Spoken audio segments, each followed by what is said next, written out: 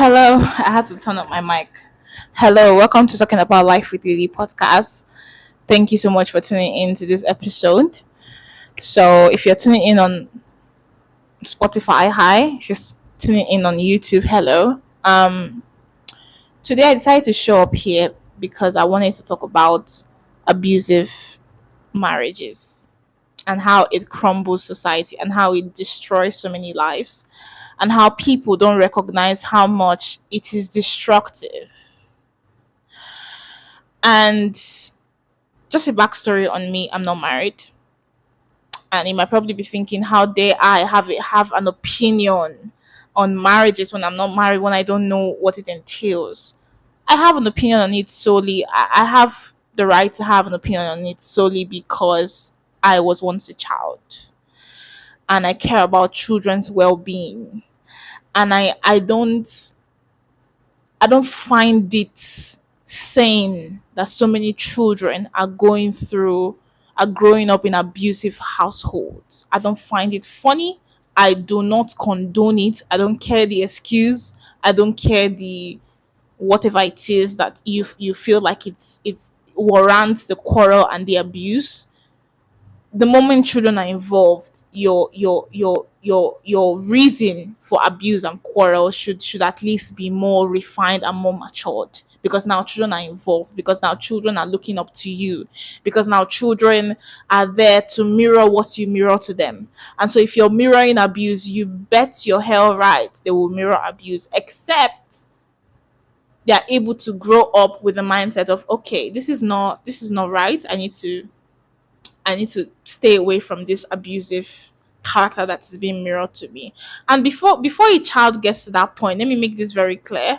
Before a child gets to that point, it takes a lot of deconstructing a lot of trauma because of the environment that child has been in, because of the abuse, because of the back and forth between the parents and whatnot. And so, yeah, I'm just gonna give my opinion on the reason why decided to have this conversation on this today. So the reason why I decided to film this today is because um my neighbor and his wife has been have been at it for quite some time, and it has been very hard for me to watch this whole thing play out. Um, he has been flinging his wife's load out, been abusive towards her, and the children would cry. Three children, by the way, they would cry and watch all the abuse go down and just be in a very toxic environment. I'm talking 12 in the night, 1 o'clock in the morning, children are crying, parents are quarreling. And it's just been disastrous, literally. And every single one of us as neighbors would try to get involved and try to, you know, make sure there is peace and just to sort them out. Sometimes we'll even look at the man and tell him, like, we don't care what the issue is. Like, it just takes one wrong step for this whole abuse to lead to murder. Before you know it, you find yourself in the prison and you'll be accused of domestic violence. I mean, obviously this whole thing is going down as a domestic violence issue, but now it will become murder. And now it will not be, well, I was angry at this and so I mistakenly hit this. It's not going to turn out like that. It's going to be, you'll be facing the law. And so whatever it is that you're not comfortable with, find a way to resolute it and move on with your life. This whole abuse cannot be going on constantly and we have to get involved, and the children are going through this whole thing. They have been fighting, as in he has been cheated. Well, according to the wife has been complaining on how, he has been cheating, and he didn't pay her bride price, and you know he is telling the other lady that he's cheating with that, that one at home, I didn't pay her bride price, so she's not, obviously almost like saying like she's not worth you being worried about because she's not really the wifey thing. For those that are watching that are not from Nigeria, bride price is sort of like a token that the groom gives to the bride's father or mother, or father, the bride's family, just to show like a sense of appreciation and say, you know what, like, thank you for taking care of this lady. I'm here to take her, but this is just my token of appreciation. This is how I define bride price. Many other Nigerians might define it a different way, but this is how I define it. And so he has been cheating, and they have been back and forth with it. Immediately after her school, she just married. She just, moved in with him because he didn't pay the bride price. She just moved in with him, and that is it.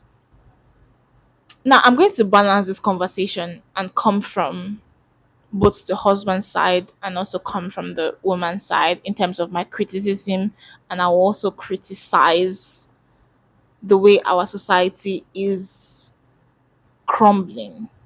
You might be wondering, what does abusive marriage have to do with society? It has a lot to do with society, because the more you hit and abuse your wife, and the more the wife abuses the husband, although this is not the case, um then the children will learn all the behaviors that both of you are manifesting, and then the children will grow up and manifest and replicate those behaviors, and the society will be filled with so many children that have trauma, that have accustomed themselves to destructive behavior, that have normalized destructive behavior as a normal routine and the normal way of living and normal way of reacting. So yes, it affects society, because well, I'm not going to go into that. Now, back to my analysis from the man's perspective, and this is just my message to every man that is watching this video. If you know that you are not pleased with your wife, maybe for certain things, there's a way to go about it and have a conversation with her. Like, sit down and peacefully have a conversation. Oh, I'm not pleased with this. I feel like we should change this. I don't feel comfortable in this marriage because of this. And I want us to move forward. And I want our marriage to work. And I want our marriage to be blissful and happy. So I would like to tell you, this is the things that I'm not happy about, and I would like us to move forward. If you come with that approach, I'm sure that she will be open to listening to what you have to say. But when you come with the approach of, you are the bad person and I am the good person, and you should listen to me because I'm the good person, then you bet your hell right that that conversation is not going to go down the way you think it's going to go down. So and the same thing with the women as well. If you know that your husband is not pleasing you for certain reasons, you have a conversation with him in a respectful manner, and just try to lay down on him that, this is something that I find very destructive and it's happening in our marriages, and I don't and I want to do my best to make sure this marriage works. So what can I do? Or rather, how can we move forward from this? How can we change our routine and make sure this marriage works? Some people might probably say, we've done all that and it didn't work out fine. Then don't succumb to abuse. Find a way around it, or take a break from the marriage. I don't understand why children have to tolerate your, I want to make the marriage work, and then they have to tolerate you and their parents fighting and bickering and loads being flinged around, and domestic abuse is like the order of the day, and children are learning these behaviors and accustoming themselves to the fact that abusive behaviors is the way to behave towards a man, towards a woman. This is how to act. This is how you just make sure you just incorporate trauma into these children, and then all of a sudden they grow up with a lot of destructive behaviors, and then you are wondering, oh, why are they acting like this? Why? Because you train them in that environment. You allow them to experience that environment. And so this particular issue, hearing those children cry at night, I'm talking 12 in the night, 1 in the morning, hearing children cry at night because their father and mother are fighting, and not just fighting, heated arguments, things being thrown around, domestic abuse, and the 3 children are crying. Hearing those children cry is not something that, I don't care the reason why you're quarreling with your wife. I don't care the reason why you're quarreling with your husband. The moment children start crying because of the heated arguments you guys are having, you guys should pause and think about your priorities. Is the priority your argument and who is right, or your priority is the child and how the child is going to grow up and the mental state of the child, and what the child is going to learn by you both going back and forth with your abusive ways?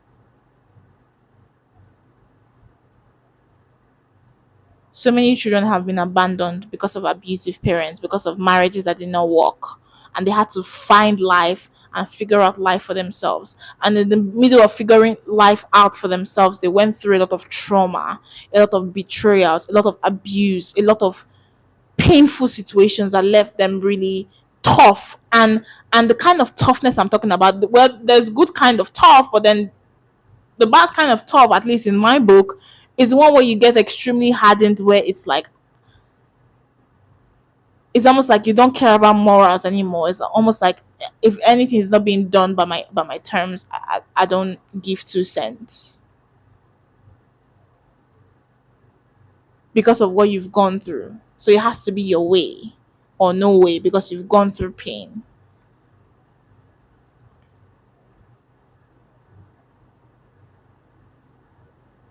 Abusive marriages in Nigeria is alarming. It's painful. It is destructive. It is condescending.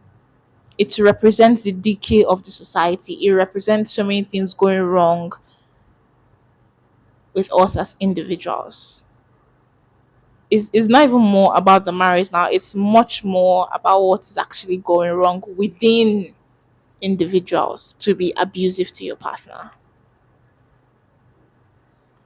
And I'm not just saying from the husband side also. If you're a woman and you're abusive to your husband, this also ties to you. I don't get why you're doing that.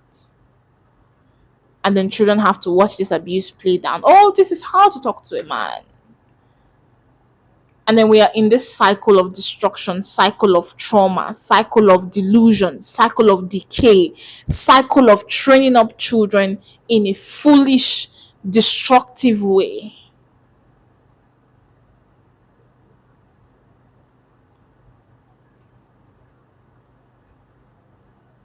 I don't find it funny.